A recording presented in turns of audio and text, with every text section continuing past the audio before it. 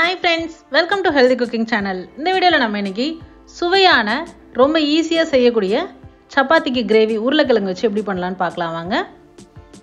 கடாயில 1 டேபிள்ஸ்பூன் அளவுக்கு எண்ணெய் விட்டுக்கோங்க. எண்ணெய் சூடானதுக்கு அப்புறமா பட்டை, கிராம்பு, ஏலக்காய். அடுத்ததா 2 மீடியம் சைஸ் பெரிய வெங்காயம், 1 பச்சை மிளகாய், 1 கொத்து கருவேப்பிலை. இதெல்லாம் எண்ணெயில கொஞ்சம் வதக்கி எடுத்துக்கோங்க. அடுத்ததா 1 டீஸ்பூன் அளவுக்கு இஞ்சி பூண்டு விழுது.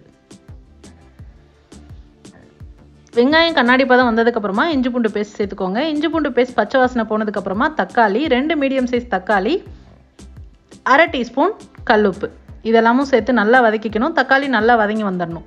இந்த ஸ்டேஜில் மசாலா பொடியெல்லாம் சேர்த்துக்கலாம். 1/4 டீஸ்பூன் மஞ்சள் தூள், 1 டீஸ்பூன் தனி மிளகாய் தூள், 2 டீஸ்பூன் தனியாத்தூள், 1/4 டீஸ்பூன் கரம் மசாலா. இதெல்லாமே லைட்டாக பரட்டி விட்டுக்கோங்க.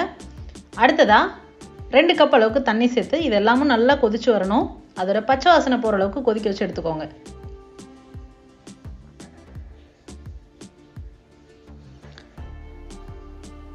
இதுக்கு இடையில உருளைக்கிழங்கு வேக வச்சு எடுத்துக்கலாம். இப்போ பாருங்கள், எல்லாமே நல்லா கொதிச்சு வந்துருச்சு. உருளைக்கிழங்கு வேக வச்சு தோல் உரிச்சு எடுத்துக்கோங்க.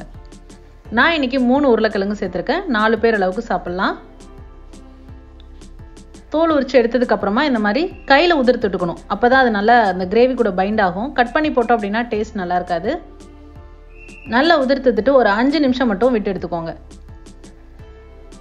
அந்த மசாலா எல்லாம் அந்த கிழங்குல இறங்குச்சு அப்படின்னா போதும். பாருங்கள், எல்லாமே நல்லா பைண்ட் ஆகி கிரேவி கன்சிஸ்டன்சி கரெக்டாக வந்திருக்கு. இந்த ஸ்டேஜில் நம்ம மல்லி இலை தூவிட்டு சூடான சப்பாத்தி கூடயோ இட்லி தோசை கூட வச்சு சர்வ் பண்ணோம் அப்படின்னா அட்டகாசமான காம்பினேஷன்.